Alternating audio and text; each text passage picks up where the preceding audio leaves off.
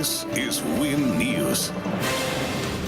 Tonight, staff cuts and rate rises. Livingstone hands down its budget. 38 staff have lost their jobs as a result of Livingstone Council's first budget. Councillors voted to raise residential rates by 5% as the shire tries to deal with extensive debts inherited from the de-amalgamation. In a tense meeting, the council passed the controversial cuts. From administration to on-the-ground workers, 38 staff will get redundancy payouts, on average more than $50,000 each. The Mayor says Livingstone inherited too many staff from Rockhampton when it de-amalgamated. Under the terms, they could give us between 320 and 400. Effectively, they gave us 393 equivalent full-time. But Rockhampton Regional Council says it followed the rules and wasn't trying to dump excess staff. A lot of opportunities have been given to those staff prior to the 31st of December to actually apply for roles within Rockhampton Regional Council. Deputy Mayor Graham Scott says the council should be run like a business. The community isn't here to support the staff of Livingstone Shire Council. The Livingstone Shire Council staff are here to support the Livingstone community.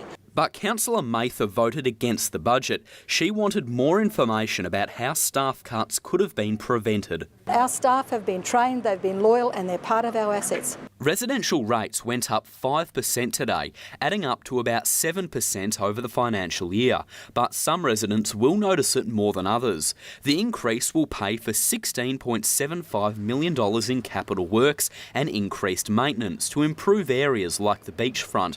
Meanwhile, within 3 months, Livingstone Council will start surveying residents near the boundary of Rockhampton. And if there's a section of the community that wants to change, then I think we should respect that request. Tom Maclean, WIN News. Meanwhile, there's been mixed reaction to today's budget. WIN News hit the streets to hear what residents had to say about the rate rise. Many residents were bracing themselves for a large rate rise, so today's budget wasn't a shock by any means. I wouldn't say it's too extreme, but they've got to have it, I suppose. In fact, some ratepayers say they'd be happy to have paid more in their rates if it meant they'd received better services. There's no pitches here, they've got to go to Rocky. No temp and bowling, got to go to Rocky. So they need more things here for children, and I don't mind spending the money.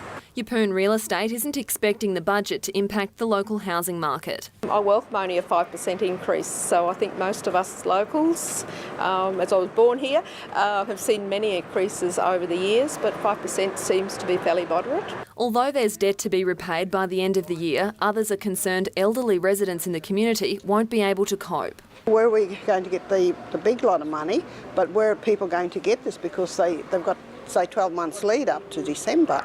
However, it's still not going to be enough for the pensioners. Local Government Minister David Crisafulli says the cost of de-amalgamation was put on the table from day one and Livingstone has a big job ahead. The region has got its council back and you can't put a price on local identity. That's the message that came through from the community. Ellie, Sibson, WIN News.